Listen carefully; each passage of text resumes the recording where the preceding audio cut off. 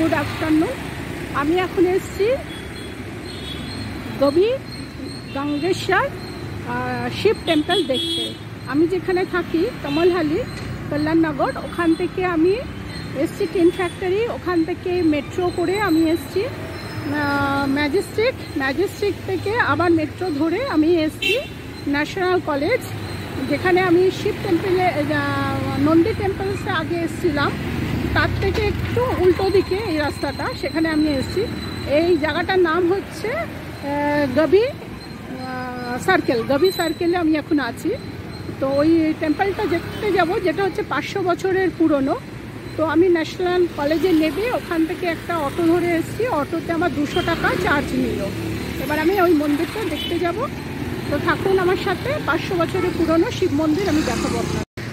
এখন আমি এসেছি গবি গঙ্গেশ্বর শিবা টেম্পলে। এইটা হচ্ছে মন্দির, আমি যাব। তার আগে এখানে পুজোর ডালা বিক্রি হচ্ছে, যারা যারা পুজো দেবে এখান থেকে নিয়ে যায়।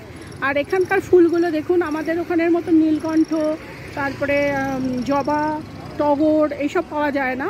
একটা আকন্দ আছে সাদা রঙের, আর বাকি এই সাদা ফুল, লাল গোলাপ আর এই হলুদ, এইসব ফুল দিয়েই এরা পুজো দেয়।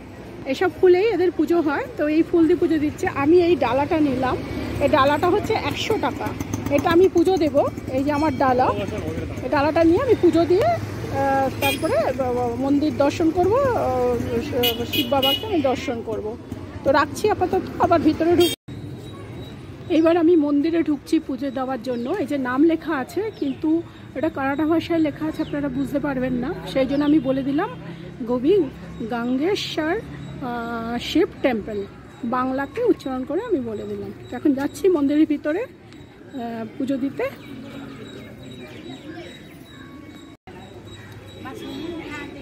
মন্দিরটা দেখাচ্ছি এবারে।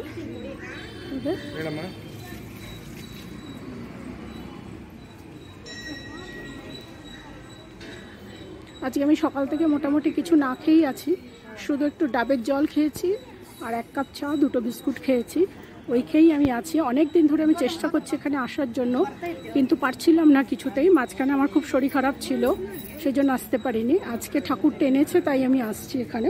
এটা 500 বছরের পুরনো শিব মন্দির।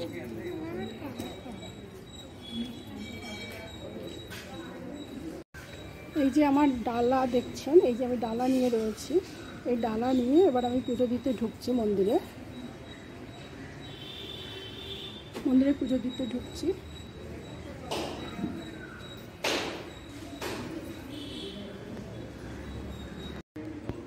এখানে নন্দী আছে, পুরোটা করতে পারলাম না, কারণ একদমই ভিডিও করা বারণ আছে। তাই জন্য পুজো দিয়ে এসে জাস্ট একটুখানি করেছি। তো সবাই মিলে না করলো ভিডিও করার জন্য, সেই জন্য আমি ছেড়ে দিলাম, আর করলাম না। এবার বাইরের থেকে একটু দেখাচ্ছি আমি।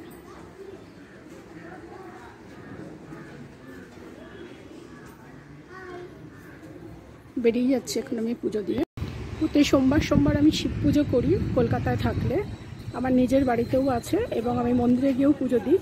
কিন্তু এখানে এসে সেরকমভাবে হয়নি, শুধু একটা সোমবারেই দিয়েছি। আর আজকে একটা সোমবার আমি এখানে এসেছি পুজো দেওয়ার জন্য।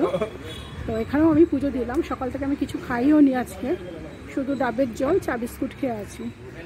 তো পুজো দেওয়ার পর তারপরে খাওয়া দাওয়া করবো। আচ্ছা, এই মন্দিরটা পাতালে কিন্তু আছে, নিচে নেবে তারপরে পুজো দিতে হয়। আর এর একটা হিস্ট্রি আছে। এটা 14ই জানুয়ারি এখানে সূর্য কিরণ একদম শিবের মাথার উপরে এসে পড়ে আর কি, সূর্য কিরণ। আর এটা নিচে আপনা আপনি উঠেছে নিচের থেকে, এটা কিন্তু কেউ বাড়ায়নি বা কিছু করেনি। এটাই হিস্ট্রি। আমি অল্প একটু জানি, বেশিটা জানি না, সেই জন্য বেশিটা আমি বলতে পারবো না। কারণ সূর্য কিরণ এসে 14 জানুয়ারি শিবের মাথার মধ্যে এসে পড়ে আপনা আপনি, আর মাটির নিচ থেকে এ উঠেছে। এটা কারো তৈরি নয়, এখানকার শিব। ঠিক আছে, তাহলে আমি এটা জানিয়ে আমি আজকের মতন ভিডিও শেষ করছি। আমি আবার বেরিয়ে যাচ্ছি। আমার তো পুজো দেওয়া হয়ে গেছে, এবার